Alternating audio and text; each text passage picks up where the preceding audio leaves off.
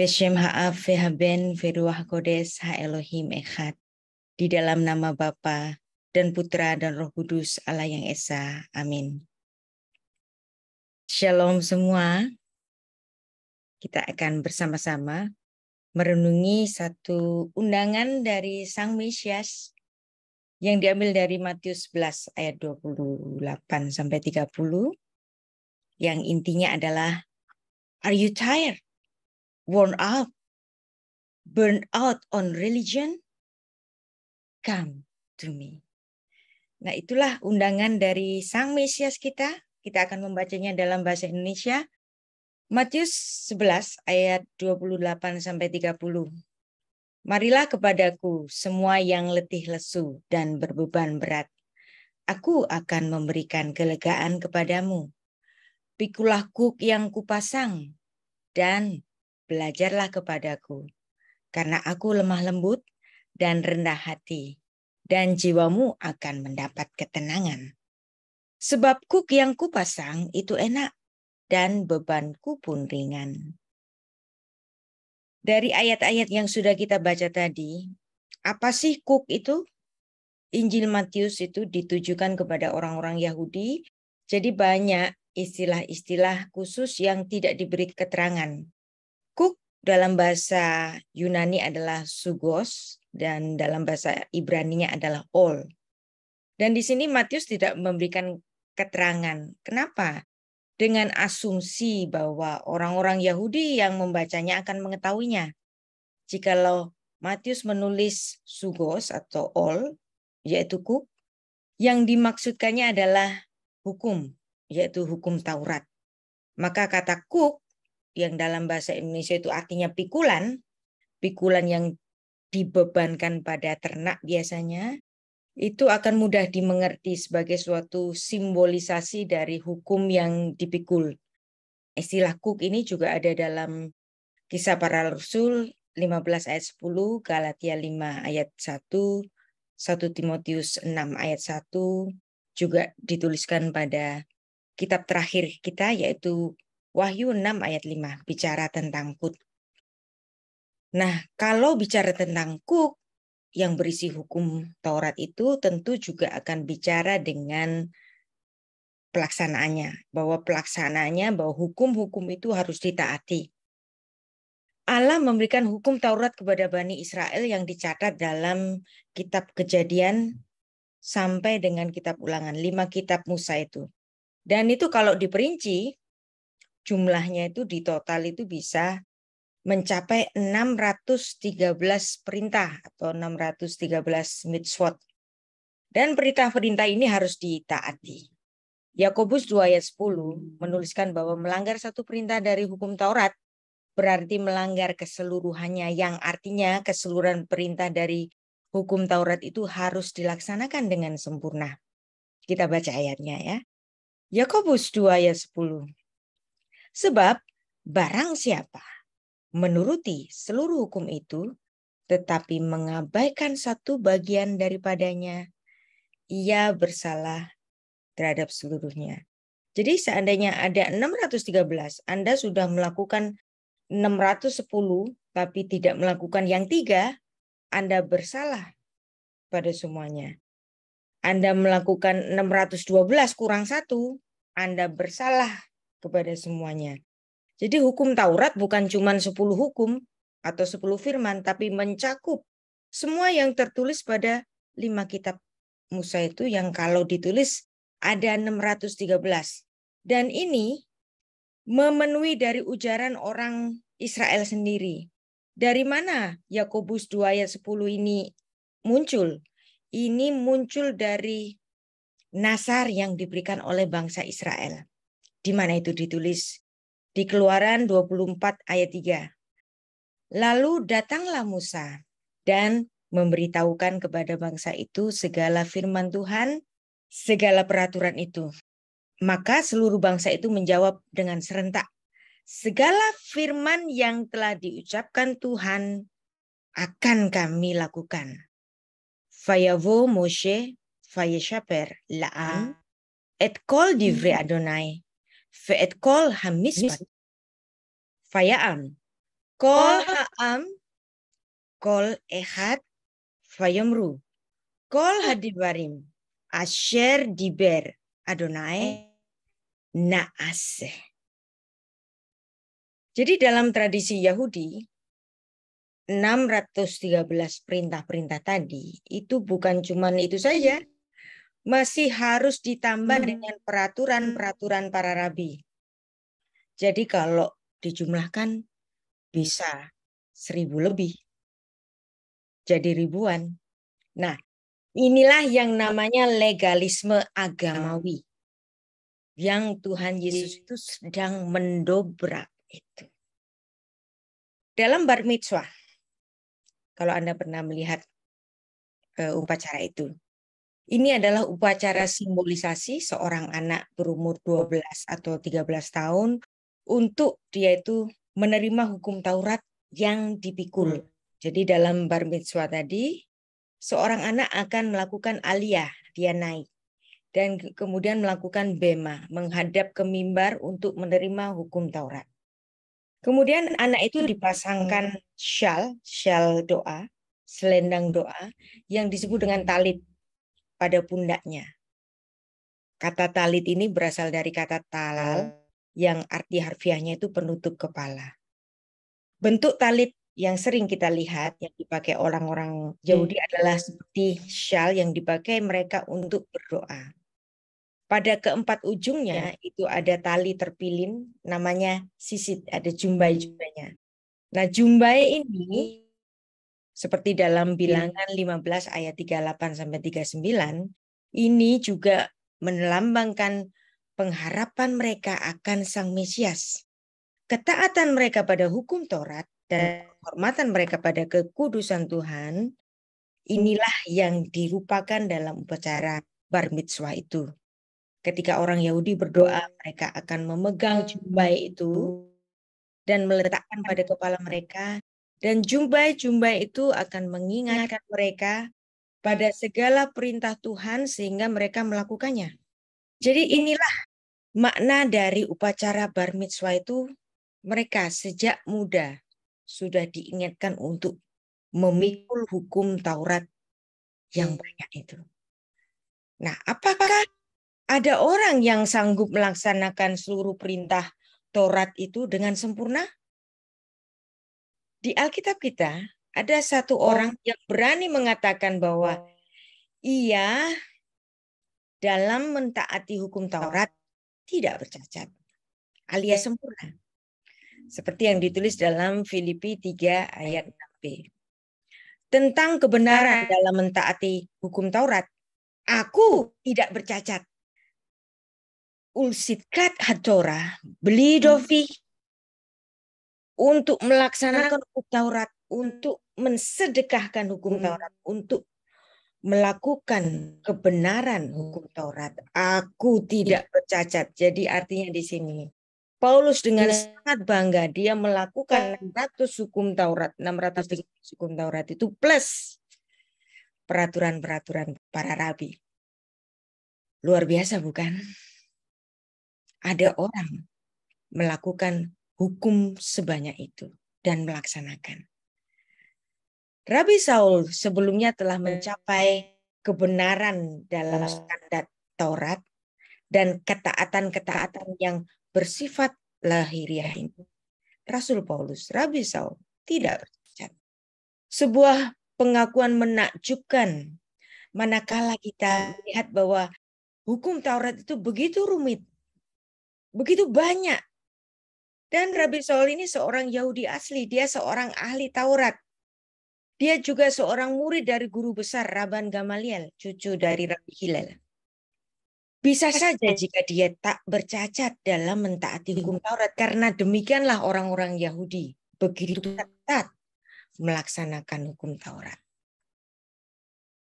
Mungkin bahkan dia tidak, walaupun dia sering berkeliling ke luar negeri, tapi dia juga tidak pernah absen untuk datang 3 kali dalam setahun untuk naik haji ke Yerusalem, alia ke Yerusalem untuk melakukan shalos regalim, untuk mempersembahkan pengampunan dosa-dosa di Bait Allah. Dia tidak bercacat.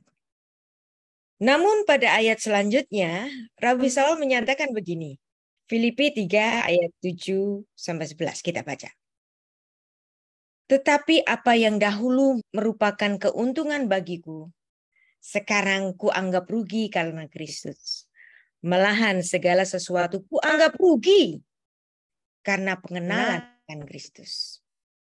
Tuhanku lebih mulia dari semuanya. Oleh karena Dia, aku telah melepaskan semuanya itu dan menganggapnya sampah. Perhatikan. Dia mengatakan semuanya itu ternyata sampah. Kebanggaanku melaksanakan hukum Taurat itu sampah. Kenapa aku harus menganggapnya sampah? Ayat 8 ini memberikan alasannya. Supaya aku memperoleh Kristus. Dan berada di dalam Dia, bukan dengan kebenaranku sendiri karena mentaati hukum Taurat, melainkan dengan kebenaran karena kepercayaan kepada Kristus, yaitu kebenaran yang Allah anugerahkan berdasarkan kepercayaan. Yang ku kehendaki ialah mengenal Dia dengan kuasa kebangkitannya dan persekutuan dalam penderitaannya, di mana aku menjadi serupa dengan Dia dalam kematiannya, supaya akhirnya beroleh kebangkitan dari antara orang mati. Jadi apa yang dibanggakan oleh Rasul Paulus tadi, yang dia laksanakan dengan bersusah payah akan pengenalannya kepada Kristus, kemudian dia menganggap itu sampah. Demikianlah hukum Taurat. 613 masih ditambah-tambah dengan hukum-hukum rabbinik yang menyesakkan itu, membuat berat, harus dipukul sejak anak itu menjadi bar mitzvah, umur 12 atau 13 tahun. Itulah paradoks yang diberikan oleh Sang Mesias yang dikatakan dalam Matius 11 ayat 28-30. Kita akan membaca terjemahan dari The Message yang diterjemahkan oleh Eugene Peterson. Ini menarik sekali. Matius 11 ayat 28-30 ini, dia menerjemahkan dalam suatu sajian terjemahan yang kontekstual. Dan kontekstualnya ini sangat relevan sekali bagi kita hari ini. Dia memberikan suatu alternatif terjemahan yang lain yang membuat saya bergetar. Saya bacakan terjemahan dari Eugene Peterson ini. Are you tired? Worn out? Burn out on religion? Apakah engkau lelah? Lusuh? Bosan dengan agama? Sang Mesias berkata, come to me. Get away with me. And you'll recover your life. I'll show you how to take a real rest. Walk with me and work with me. Watch how I do it. Learn the unforced rhythm of grace. I won't lay anything heavy or ill-fitting on you. Keep company with me, and you learn to live freely and lightly. Cantik sekali terjemahan ini. Dan kita mengenalnya dalam bahasa Indonesia, marilah kepadaku semua yang letih lesu dan berbeban berat, aku akan memberikan kelegaan kepadamu. Pikulah kuk. Nah, kuk tadi itu kan beban dari hukum agamawi tadi. Yang oleh Eugene Peterson ini kemudian diterjemahkan dengan, are you tired? Worn out? Burn out on religion? Apakah kamu lelah? Lusuh? Bosan dengan agama? Betapa kita semua terlalu sombong dengan ibadah-ibadah agamawi kita. Bandingkan dengan Rasul Paulus tadi. Dia begitu sombong tentang kebenaran mentaati hukum Taurat. Aku tidak bercacat. Siapa yang mau sombong sama gue? Nggak ada orang seketat saya melakukan hukum Taurat itu. Seolah-olah Rasul Paulus berkata demikian. Dan kita melihat suatu kontras yang dimana di ayat 6 Rasul Paulus menyatakan bahwa Yang dimana dia itu seolah-olah bangga melaksanakan hukum Taurat. Kemudian selanjutnya dia mengatakan semua sia-sia. Bahkan sangat ekstrim dia mengatakan semuanya aku anggap sampah. Di sini Rabi Saul menyatakan bahwa pelaksanaan Taurat yang ketat baginya itu ternyata alih-alih melaksanakan hukum Tuhan, alih-alih akan apa? Melahirkan kesombongan. Dan bahkan dari situ, dari kesombongan itu, Rasul Paulus menjadi penganiaya jemaat yang paling giat. Ia membenci semua pengikut Kristus dan berusaha menganiaya anggota-anggota jemaat Kristus. Dan itulah yang rupanya mengganggu Rasul Paulus ini sehingga dia menganggap dengan melaksanakan hukum Taurat ternyata aku nggak jadi baik. Ternyata aku jahat.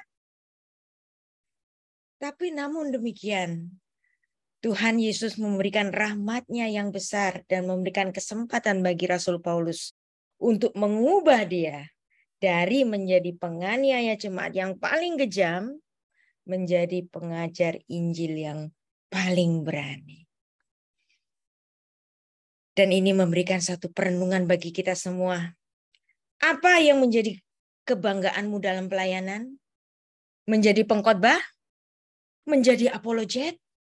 Dengan menyesat-nyesatkan orang lain? Menjadi pemuji? Menjadi song leader yang membanggakan Anda?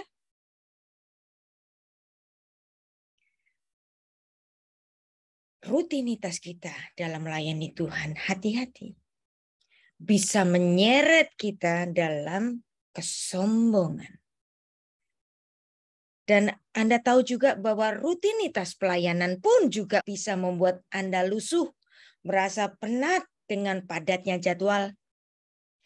Popularitas seseorang dapat membuat orang itu selalu berada di dalam kerumunan orang yang sangat meriah.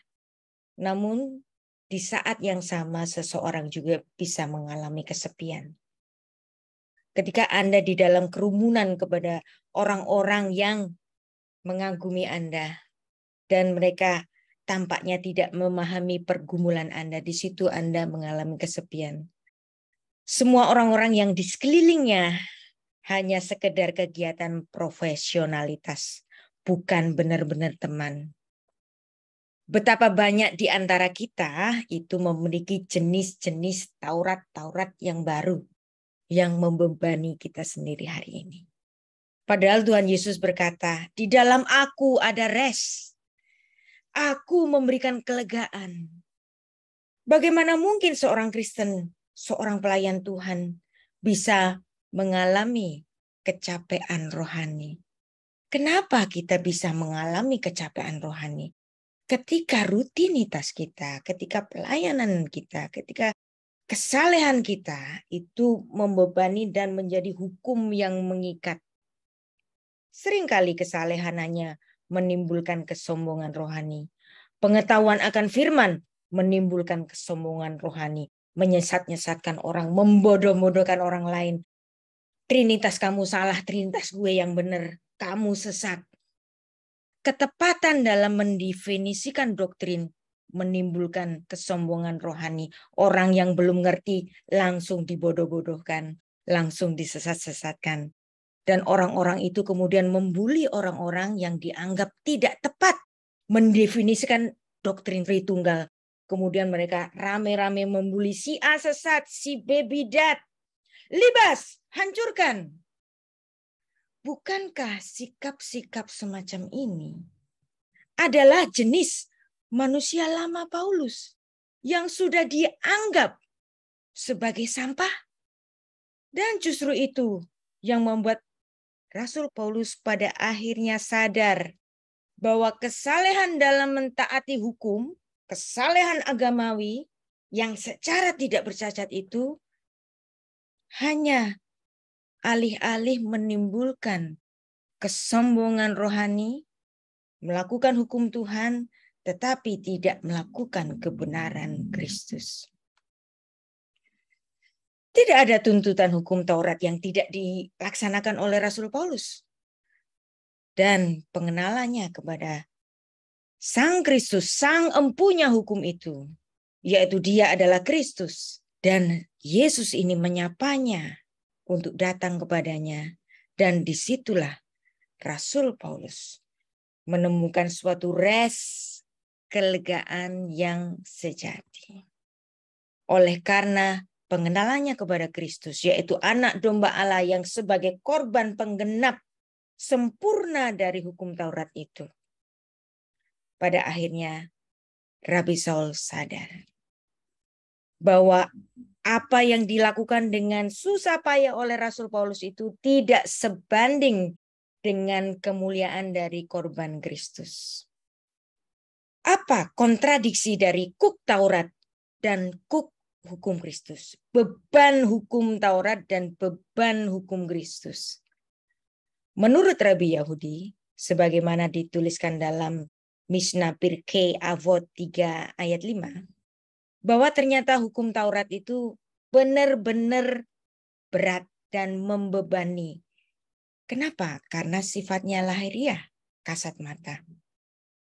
Tuhan Yesus menyatakan bahwa ahli Taurat dan orang Farisi meletakkan beban yang berat, mempersulit dan menambah-nambai hukum Taurat yang bukan berasal dari Tuhan, tetapi berasal dari tradisi-tradisi rabinik. Contohnya, misalnya ada banyak sekali. Ya, misalnya hukum persepuluhan. Mereka menambah-nambahkan dengan adas jintan manis. Ini kan nggak ada di hukum Taurat, tapi mereka menambahkan juga. Juga yang tertulis dalam Matius 7 ayat 1-3 tentang hal menghakimi. Mereka menambah-nambahkan hukum. Dan inilah halakah orang Yahudi yang menyesakkan itu. Kontras dengan Tuhan Yesus yang berkata dalam Matius 11 ayat 30. Sebab kuk yang kupasang itu enak dan bebanku pun ringan. 613 hukum Taurat yang berbelit-belit itu dan masih ditambah-tambah hukum rabinik digantikan oleh Kristus dengan hukumnya yang sederhana. Kesederhanaan itu ada di dalam kasih. Kasih adalah undang-undang dasar kerajaan Allah. Dalam keimanan Kristiani, kasih adalah hukum. Kalau kasih itu adalah hukum, maka hukum itu mengikat. Inilah yang mengikat kita, kasih. Dan hukumnya cuma 2. Bukan 613, masih ditambah-tambah hukum-hukum rabinik menjadi ribuan.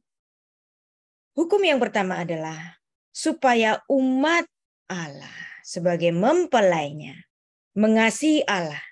Dan ini bukan kasih yang mendalam kepada pribadi Allah saja, tetapi merupakan suatu perintah tentang untuk tetap setia kepada Allah saja. Dan hukum yang kedua, kasih yang kedua, adalah mengasihi sesamanya manusia.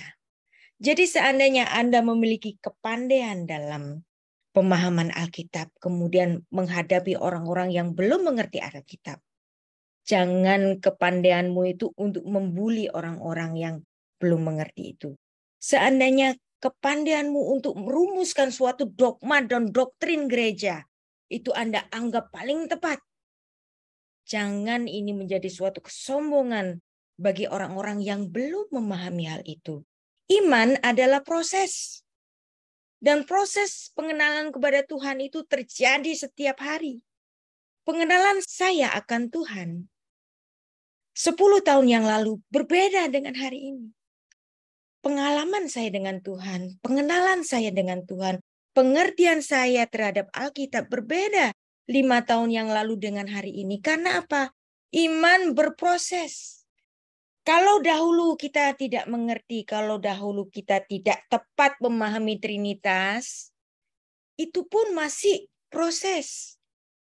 Dan pada setiap keseharian kita dalam pengenalan akan Dia, itu yang akan membawa kita untuk memahami, mengenal Dia dengan lebih baik dan lebih baik dan lebih baik.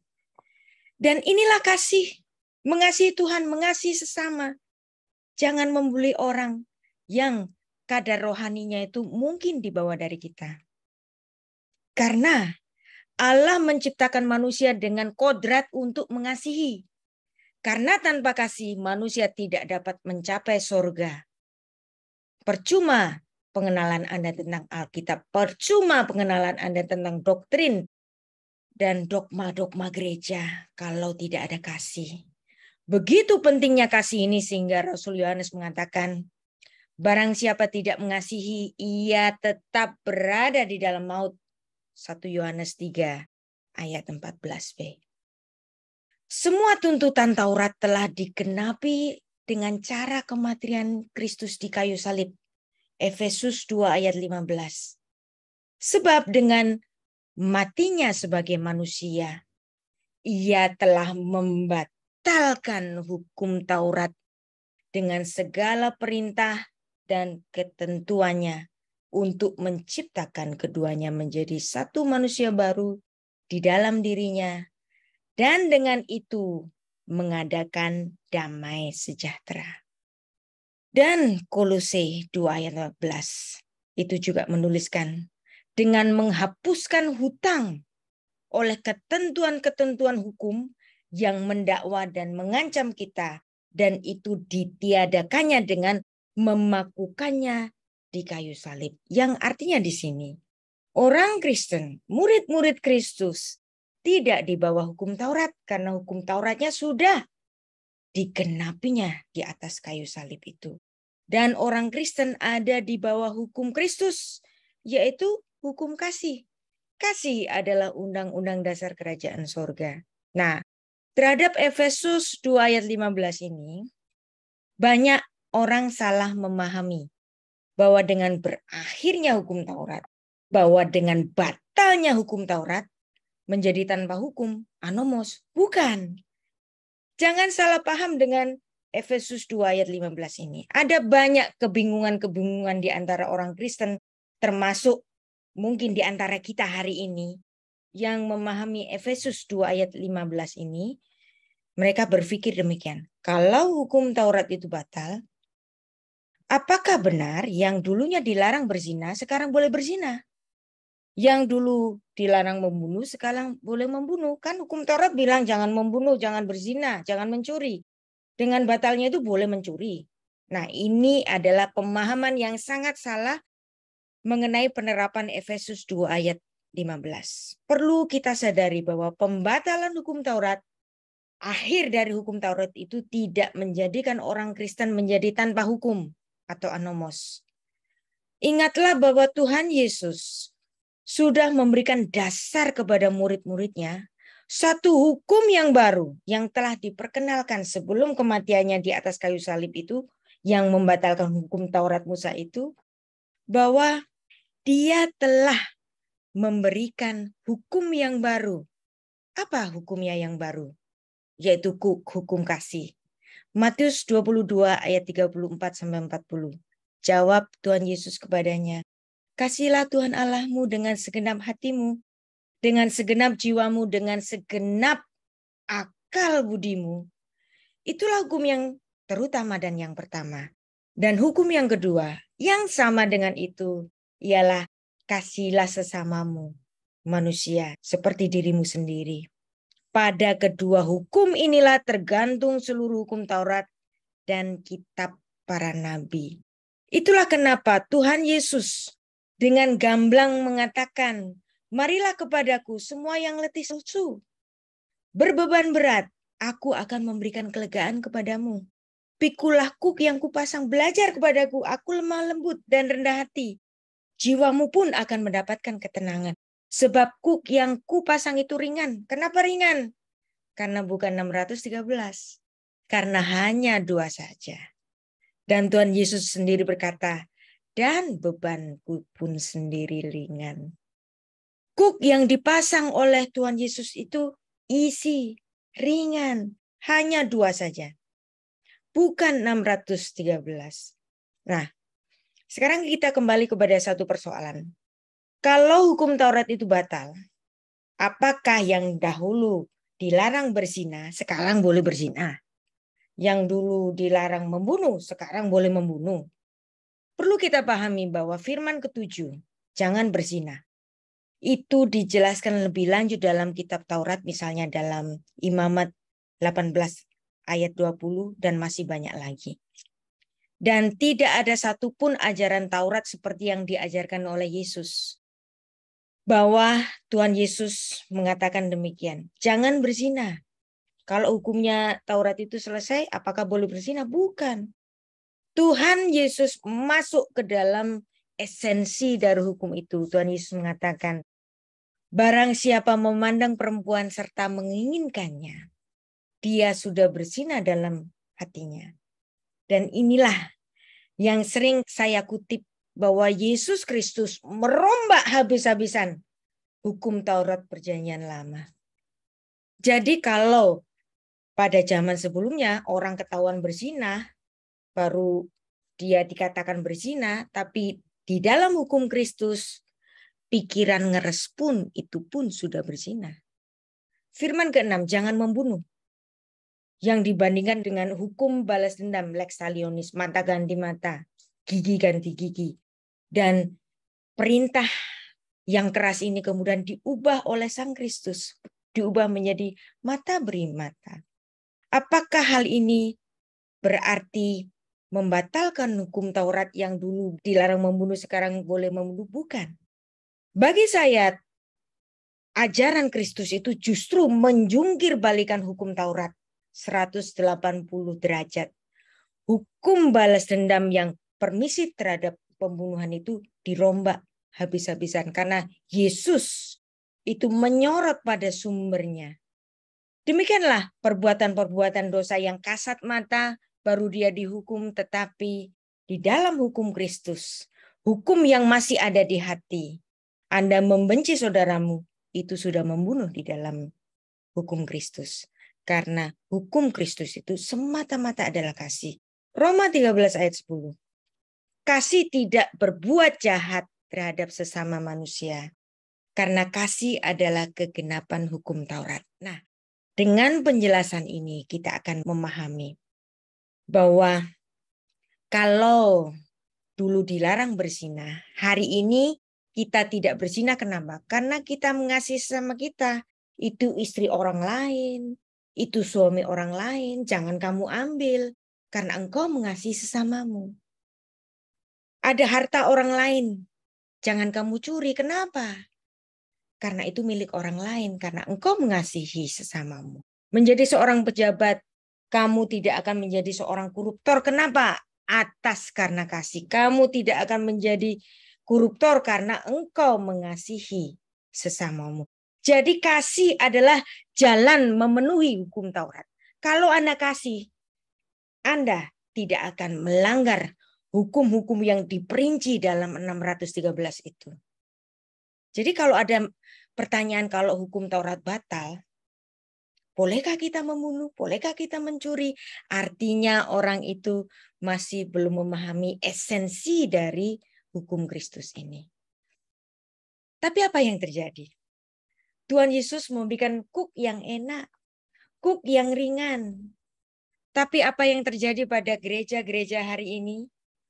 Banyak gereja membuat aturan-aturan baru bagi gerejanya sendiri, bagi mereka sendiri. Berapa banyak peraturan dibuat sebagai dogma pada gereja-gereja tertentu. Itulah yang membuat saya bergetar dengan terjemahan yang diberikan oleh Eugene Peterson dalam The Message tadi. Matius 11 ayat 28 sampai 30, dia memberikan satu sajian yang sangat kontekstual sekali, ya. Jadi terjemahan itu ada banyak sekali modelnya. Ada terjemahan yang harfiah, ada terjemahan yang sangat kontekstual seperti The Message ini. Ya, saya adalah seorang pembaca Alkitab secara passion. Setiap kata itu menjadi bagian yang harus saya baca betul-betul, sintaksisnya bagaimana. Tapi kadang-kadang kita harus melihat bukan sekedar kata-kata harfiah, tapi kontekstual dari makna dari pengajaran itu. Seperti Matius 11 ayat 28 sampai 30 yang disajikan terjemahannya oleh Eugene Peterson, walaupun tidak secara harfiah tapi maknanya itu kena sekali. Saya begitu tergetar. Dia menuliskan, "Are you tired? Burn out on religion? Apakah engkau lelah, lusuh, bosan dengan agama? Bukankah gereja-gereja sekarang menciptakan agama-agamanya sendiri? Betapa banyak aliran gereja pongah dengan warna-warna gerejanya sendiri. Dan itulah yang mengikat setiap anggota komunitas mereka. Mengapa banyak pemimpin gereja membebankan Taurat-Taurat baru? Hendaknya gereja itu menjadi tempat rest, bukan tempat suatu Taurat baru untuk datang menyapa Tuhan. Hendaknya gereja itu menjadi tempat kelegaan bagi setiap anggotanya, bukan beban-beban yang diberikan, ditambah-tambahkan kepada anggota gerejanya. Sekarang, lihatlah, rasakan, apakah di gereja Anda ada rest? Rest ada di dalam Tuhan Yesus, di dalam persekutuan yang manis. Jika Anda mendapatkan rest pada gereja Anda, teruskanlah. Tetaplah berada di gereja itu. Tapi jika gereja Anda mengikat Anda secara sektarian, dan Anda dituntut untuk taat menjadi bawahan dari seorang pastor gereja yang mengikat Anda dalam suatu sektarianisme tertentu, yang membuat Anda burn out on religion, tinggalkanlah. Jadi Anda lihat sendiri, Anda digembalakan di gereja yang model bagaimana. Jika Anda menemukan rest, teruskanlah. Sebab Anda ke gereja adalah untuk mengikuti Kristus dalam komunitas bersama. Bukan mengikuti tokoh gereja yang hanya manusia biasa. Renungkanlah ini. Apakah Anda sekarang ada di komunitas yang tepat? Dan marilah kita sama-sama berdoa agar kita ada di tempat yang tepat. Kita berdoa. Bapa Surgawi, terima kasih untuk pengajaranmu hari ini, untuk undanganmu, bahwa di dalam Engkau ada rest, ada kelegaan, ada ketenangan, dan ada hukum yang enak untuk dipikul. Terima kasih Tuhan untuk pengajaran-Mu yang memberikan kami pencerahan hari ini. Dan kami mengasihi saudara-saudara seiman kami. Kiranya semua kami berada di sekeliling kami, semuanya mendapatkan rest dari Engkau. Beshem ha'af, vehaben, veruah kodes, ha-Elohim echad. Di dalam nama Bapa dan Putra dan Roh Kudus Allah yang Esa. Amin.